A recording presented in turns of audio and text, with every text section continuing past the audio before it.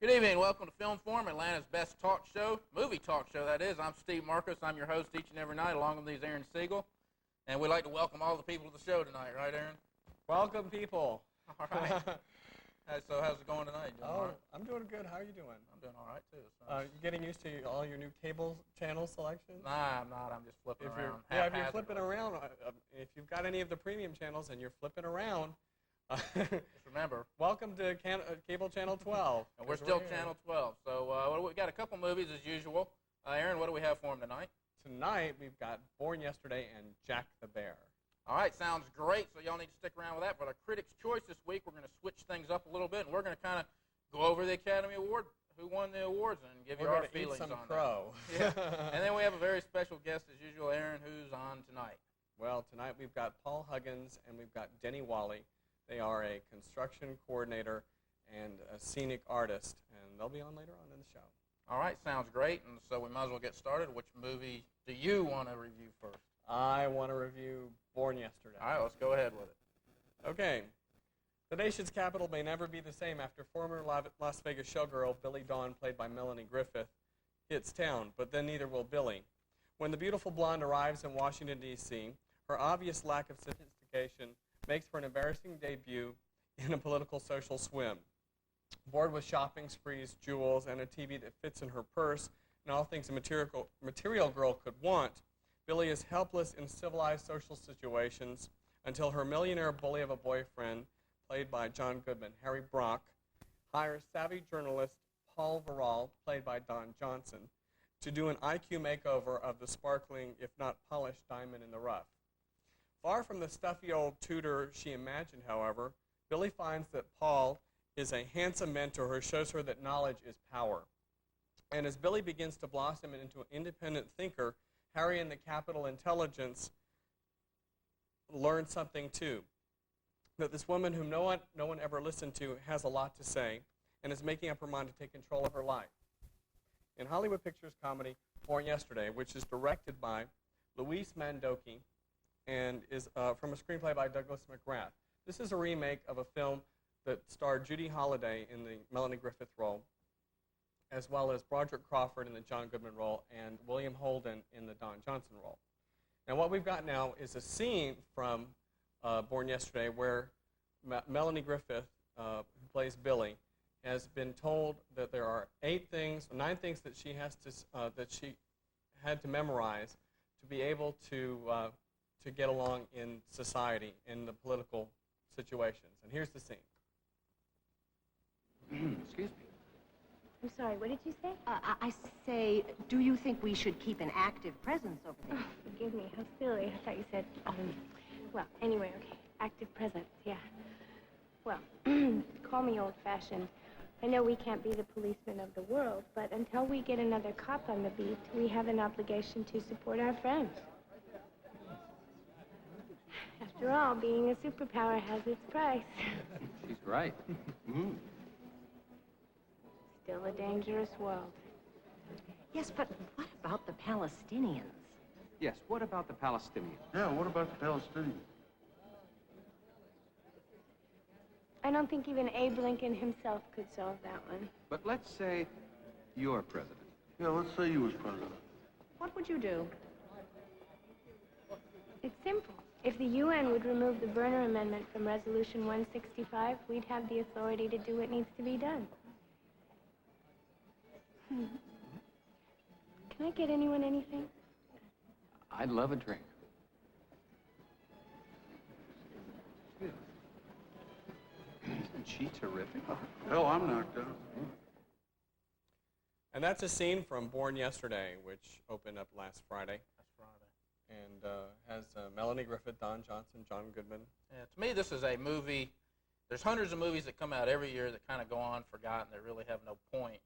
And I think, to me, this movie fell on that point. I went to the theater, and I came out feeling like it wasn't a bad movie or a good movie, but I feel like I came out and I just kind of passed 2 hours, and I didn't get anything out of the movie. The movie didn't stimulate my thinking. In a way, I think I probably could have slept at home and got the same thing out of it. I just felt like I didn't get anything out of the movie. Well, see, I saw the original, the 1950 version with Judy Holliday, and the film was really good. The problem with the film then was that it did not have a good score behind it. There wasn't too much music behind it. And so it was originally a stage play, and that's probably why. Yeah. This is an updated version. I thought the film was very good. I didn't. To me, it was like one of these movies that didn't have a point or a purpose. You know, I could just picture these Hollywood studio bigwigs just reaching into a box of scripts. All right, and I'll tell you pulling what it the out. point was. The point is that too many people today don't read. They don't care. They're not aware of their situation. Another film very similar to Well, this I'm not is saying a point. Protocol. I'm not saying a point like the movie doesn't have a point. The movie didn't make me. The movie just, I don't know, it didn't give me any insight into anything I wanted to know about. The movie gave me the insight because it showed me specifically that it's not just the dumb blondes anymore. Most people don't care about current events, and they're not reading the paper. They're not watching the news because it's too boring to them, or they don't understand it. And what they don't understand, they just don't get involved Well, in. these characters, to me, the second half of the movie picked up a little bit. I wasn't much into it. I did want to make up something. You liked the movie, and I didn't really care. I did not like it. It's just kind of a waste of time for 2 hours. I wanted to mention this is, again, a remake. There's 7 remakes out right now of films. Remake is the biggest thing in Hollywood now. There's at least a dozen in the works right now. And I just wanted to say why remakes and sequels are being made. What do you think? Because there lack of writers, lack I don't of believe good that scripts. at all. I believe that's a bunch of crap. I believe that the price of movies has gone so high that studios are trying to cut every possible loss, every chance of making So you're saying a instead of flop. paying somebody, No. oh, Let's what's say- tried and true, they're playing Yeah, safe. let's play Possible. safe. Let's make a movie that was a hit before, put modern people in it. Let's make a movie that's a hit in Europe and put them in it. Let's Okay. make a sequel or a thing of a book. Let's see. I can never get a lot of people to watch the black and white version because I mean, it's Yeah, but when you're looking at a lot of movies, say someone came up to you with a Crying Game and said, "Hey, look, this right here is a great script," but the studio's going to say, "How am I going to make my money back? This doesn't look like it has mass appeal. How am I going to pay Tom Cruise and Arnold Schwarzenegger you $15 have million?" to take risks. They're not doing it though. That's why these remakes are being made and the sequels, because they're more guaranteed than a Okay, script. what are you going to give this? I'm giving it 1 star. I'm giving it 3. So it comes out to 2. Let me mention one other thing on this. When they're you look at all the Academy Award nominations for original screenplays, Lorenzo's Oil, Husbands and Wives, Crying Game, they're all small movies that didn't have mass appeal. And for Hollywood to really make a movie right now, they need to have a potential blockbuster out there so they can afford to pay these overpaid actors. They're $15 million, Jack Nicholson, Tom Cruise, and them. They But can't they afford. also have to have a good script. Yeah, but that's what I'm saying. Son of a Woman is a remake. Yeah, Son of a Woman, Summersby. So in other words, they're taking a chance. Hey, it works somewhere else. Why take a chance on this good script here that may not work when we know this is more likely to work? So anyway. Let's go on to our second film. All right, our second film coming out this week is called Jack the Bear, and stars Danny DeVito. And the story, DeVito plays John Leary, a single father who's raising 2 children on his own in a home life that's not exactly perfect. Now, it's ironic that the problems are not raised by the people in the family themselves. The kids aren't problem children. Danny DeVito isn't a bad father or anything like that. The problems come from outside forces that are just pounding away at this family and causing them the grief that they're having. DeVito is a perfect father to a son. Sons, they like him because he's a talk show host, he's a host of a late-night movie show, kind of like Elvira. The kids in the neighborhood thinks he's funny, and they all like him. But to an adult, he appears like the perfect, irresponsible father. And one of the forces that his relatives are constantly threatening to take his children away from him. The neighbor across the street's a lunatic. You got a kid next door that's child abuse.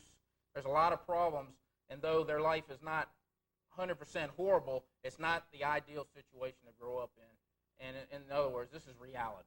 We're going to take a look at a clip here where DeVito came into work drunk, or John Leary is his character, came into work drunk, and now he's threatened with the loss of his job, and he's afraid if he loses his job, he may lose his children as well. You do, and I'll do it. You want to change the show? We'll change it. We'll make it a kiddie show. We'll make it a kids show. No. We'll make it light. No. We'll make it bright. No. Why not? No. We'll make it a talk show. No. We'll show cartoons. John. No. I'll make it a cooking show. No. Why not? Because I don't trust you, that's why. You have to trust me. Why?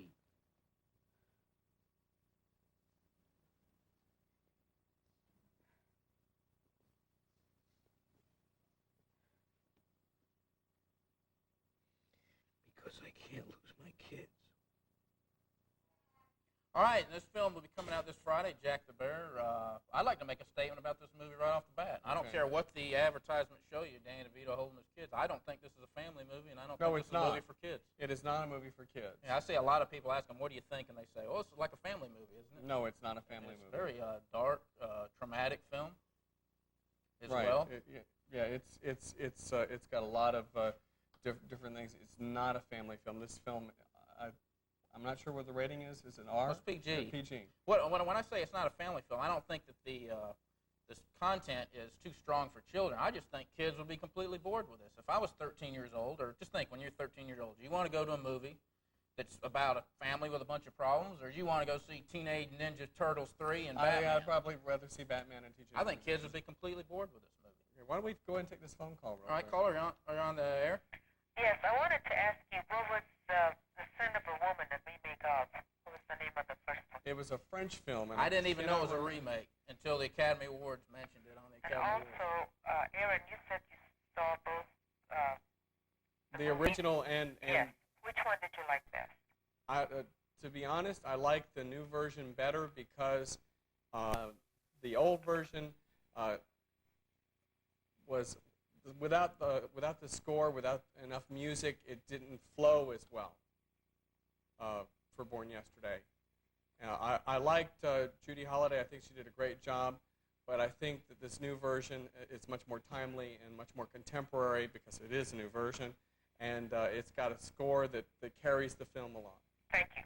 Thank All you. right, talk to you later. All right, back to Jack the Bear here. Let me pull out my cards here.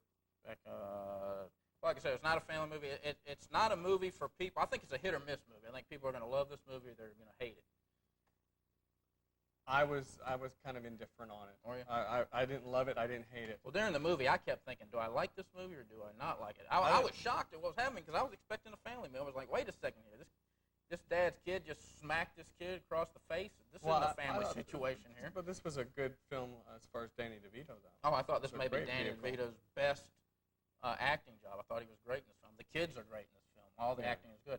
I'll tell you who won't like this movie.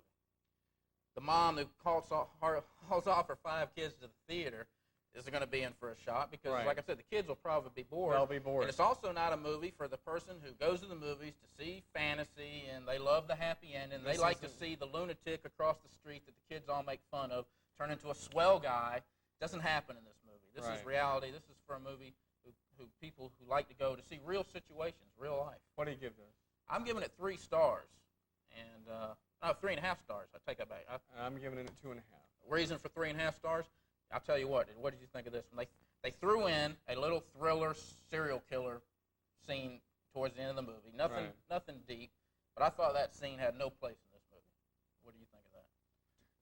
You have a point. I mean, to me, it's like this movie's going around. All of a sudden, they throw in the lunatic comes after the family, and I just thought that was kind of undermined. It didn't have a point in the movie. It's almost like the bigwig said, all right, we'll make this film, but you got to have either violence or sex. What's it going to be? Violence. They picked violence. Okay. I enjoyed the movie. I thought it was very dark, and I liked the insight into that darkness. Okay, why don't we take a look at the Metro Atlanta box office. These are films that you went to see this past weekend. And number 10, 5th week in the top 10 slot, falling from number 7 is Falling Down with Michael Douglas. This is the white man's paranoia film. Okay, at number 9 is The Crying Game. Moves up from number 10 last week. This proves that white men can jump, to quote Billy Crystal from the Academy Awards. Number 8 is Fire in the Sky, falling from number 5. And number 7, A Far Off Place with Trail Mix-Up, was number 4 last week, drops to number 7. One of two films debuting this week is Hear No Evil. This is Marlee Matlin's second film, I think. No, she's been in more than 2. Well, okay. Not many, though. Right. Hear No Evil. And at number 5 is Groundhog Day, 7th week in the top 5 for Atlanta. This stars Bill Murray and Andy McDowell. I'm really surprised that movie's doing as well as it is. That's kind of a sleeper to me. This is Bill Murray at his finest. I think it's a sleeper of a film. Okay, and number 4 is CB4 or Cell Block 4, dropping from number 2. This is Chris Rock's parody of rap music and rap groups. Number 3 this week is Point of No Return. remake of La Femme Nikita, second week at number 3. Number 2 is a film we just reviewed, Born Yesterday. This is a remake of the Another same name. remake. It's our highest debut this week. And at number 1 for the second week in a row is Teenage Mutant Ninja Turtles 3. Sequel. See what they're doing? Sequel, Sequels. remake in the top 3. It's a safe bet. First time, No More Aladdin. It lasted 16 weeks in the top 10. Rich in Love is gone, lasted 2 weeks. Summersby gone after 6 weeks, and Amos and Andrew only lasted 2 weeks in the top 10. Now we get on to our Critics' Choice. Like I said, we're mixing things up a little bit. We're going to talk about the Academy Awards and what we thought went on. And Aaron, let's go with the surprises first. What did you think were some of the surprises here? Supporting actress. Oh, right off the bat. Marissa Tomei. She was the sole nominee, and she was the youngest of all the nominees. And neither you nor me I thought put it that this she way. was I gonna do thought it. Judy Davis was the best actor, but my favorite character was Marissa Tomei, and I think the general public loved her. But if I had to rate in order of who was chance of getting picked, I'd have put her dead last. I couldn't Right, wait. right. Even the odds in our handicapping sheet here said that she was going to be dead last. But when I saw her win, I said, maybe David Paymer will win. He was our favorite, and I go, maybe he'll Nope. win. No chance on that one. And that went to Gene Hackman. I was surprised that Gene Hackman won. I thought maybe Al Pacino, but then again, we didn't know that Al Pacino would win for Best Actor at the time. Right. Well, that's the one I picked. Yeah, well, I say David Paymer, to me, out of all the awards given the Academy Award, gave the best, deserved an award more. But I think he was the best actor, actress, Okay. all of that. The other one I was really disappointed in was art direction. Oh, I yeah. thought Toys deserved that. Me and you were both adamant on that. Yeah. The art direction, you take the art direction out of Toys, you really don't have a film. And it went to Howard's End, and I'm, wait a second here. Well, maybe it was because of the time period. Well, series. Toys was set design and art direction was Toys. Any other things that you were disappointed in? Well, most of the films either, well, me and you need to give up picking. Well, we got Yeah, one. We that's got true. one each in the top 6 here. Most of the films were either the ones I picked, and of the lesser ones, I got 7 out of 13, and out of the ones you said, you got like 3 out of 6. It was either I picked them, it was the second film I would have picked, or it was one I figured would win, like Best Picture. I figured we both picked Crying Game. I had a feeling Unforgiven would win. The one that I'm kicking myself right now is the adapted screenplay. You picked. River Runs Through It. Yeah, and I picked a player, and I was thinking afterwards, and when Howard's End won, and I said, God, what a stupid pick. Should have been Howard's End, the Best Picture, whatever. And another one, I out-psyched myself on this. Most of the time, I went with what I thought, but a few of them, I thought something, but went with what I thought the Academy would go with, and I was always wrong, except one time on cinematography. You picked A River Runs Through It, and I said that's my favorite, but I bet you the Academy goes with Howard's End, and what happens? The one I did double think myself, I get screwed Right. on, and you still won out on it. Okay. Why don't we go ahead and take a look at the home video release? All right, yeah, that's our wrap up for the Academy Awards. No too big surprises there. All right, home video releases this week. Oh, we got a bunch of them. We have Waiting for the Light. That's that's with Shirley MacLaine, isn't it? I don't know. I haven't heard of a single one of these movies coming out on home video. You got Defenseless. Have you heard of that? No, I haven't heard of Defense. Backtrack. I believe, wasn't that Jodie Foster? Was And, that Dennis Backtrack? Hopper? Yeah. I'm not thought it was 100% on, like sure on HBO, made for HBO movie, wasn't it? Yeah, I have no idea. That's Life. That's Life. Love Hurts. And Does This Mean We're Married? Again, I haven't heard of any of these. Does this Where have mean I you're been? married? I don't know. They must obviously not too big of movies. And on pay-per-view this week, we have Singles. Which is with Matt Dillon and Bridget Fonda. Yes, I once gave that 2 stars. Sneakers, which we both pretty much like that film. Yes, and that was our first Film ever, so it's out on pay-per-view now. Whispers in the Dark, which I haven't seen. Cool World, which didn't get good reviews. That's kind of like a grown-up version of Roger Rabbit. Roger Rabbit. I liked that film. You like Cool World? Yeah. I've heard some of the soundtrack is really good. Digstown's also on pay-per-view this week. And don't forget WWF WrestleMania #9. You can catch that on pay-per-view. That's on channel. I don't even know what channel to check for anymore because the fact that we don't know what channels are what. So Pay-per-view, I think it's 14 and 15. 14 and 15. All righty. That's on pay-per-view. Okay. Each week on Film Forum, we have a special guest, and tonight we're doubly fortunate. We have Paul Huggins and Denny Walley. Paul Huggins is a construction coordinator, and Denny Walley is a scenic artist, and we'd like to welcome both of them to the show. It's a pleasure to be here. How you guys doing Denny. tonight? Thank you. Always Very glad good. to This is see some Steve. new friends here. We want to ask you exactly, Denny, what exactly do you do as a scenic artist? That's the Well, actually, first question. I build scenery. I'm a scenic carpenter. Okay. Build props, basic scenery, kind of some things like this, and doing a lot of sculptural things for TV commercials as well as film, and just little doodads here and there. But a lot of sculpting out of foam and different elements. Yeah, this. We already have some examples of Denny's work here, so let's go ahead and show these. Okay, this is the first one. Let me pull the cup out of here. Okay. Now this is a type of foam called trimer that is a high density, very easy to sculpt, and it's held. Is it like fiberglass? No, it's very soft type of foam that you can sculpt and use little tools on it, rasps and sandpaper, what have you. Okay. Does this car have any significance, sir? Well, this was for a industrial show that they wanted a bunch of cars from the 50s made, and that's the finished product. With it, you can get a believable look. It looks like it's made out of metal and chrome and such. This is really good. All right. Okay. And what is exactly your job now? Well, as a construction coordinator, it's more like I oversee all the construction as well as coordinate hiring a crew to build the scenery and negotiating the rates for construction and things of that nature. And the title of your job is construction coordinator. Where does that fall in the hierarchy of the set direction? Well, in the hierarchy of art direction in the film is you have the production designer, which is basically the person responsible for the entire look of the film.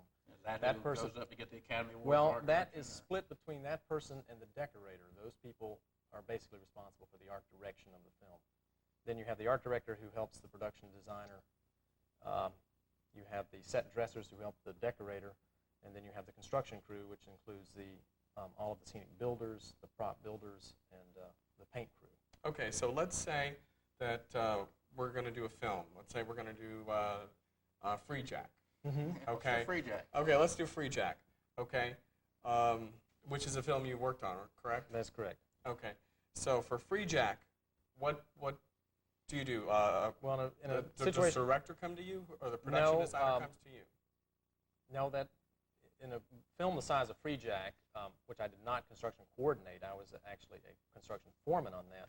The construction coordinator was hired out of Los Angeles. Okay.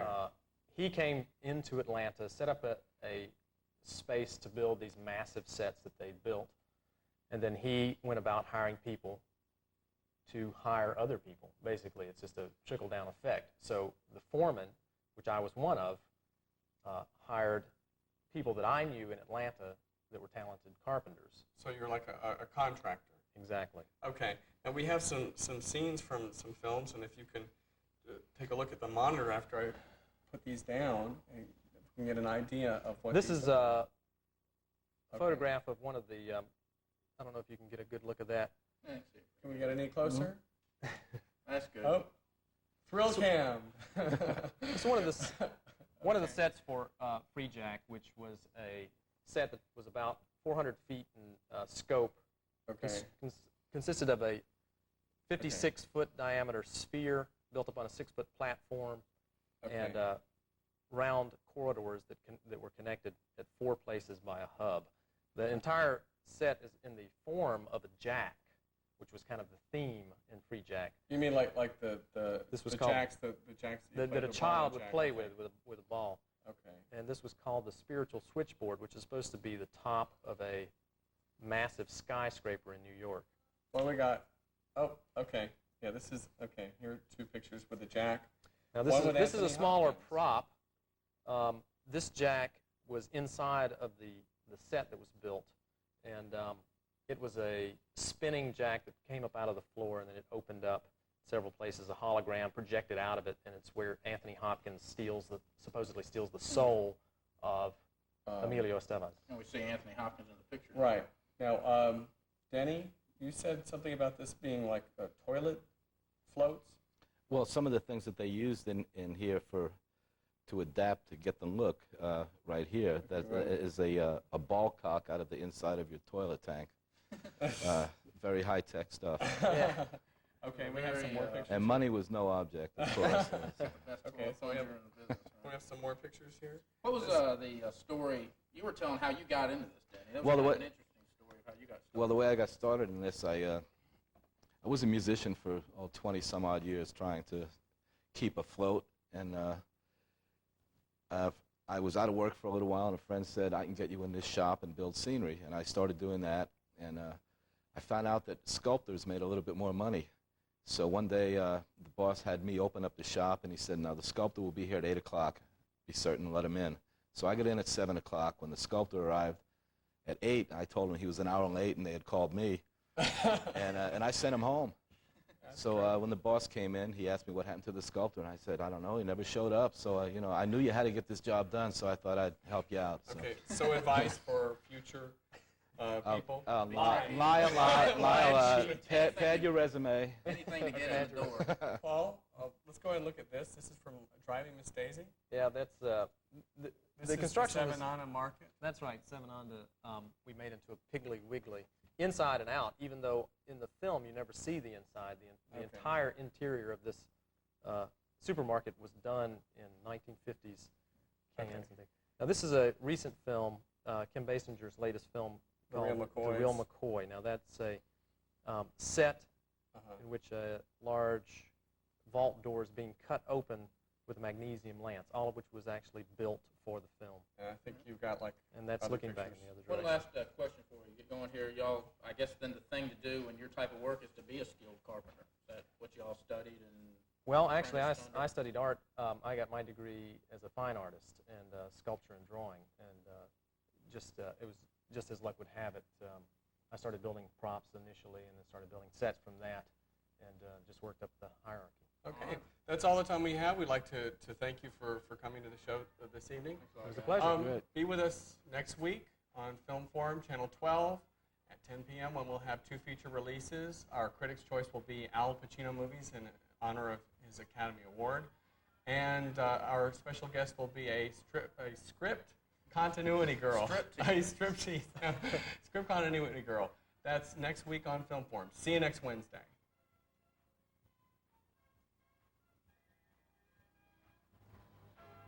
You're gonna get killed.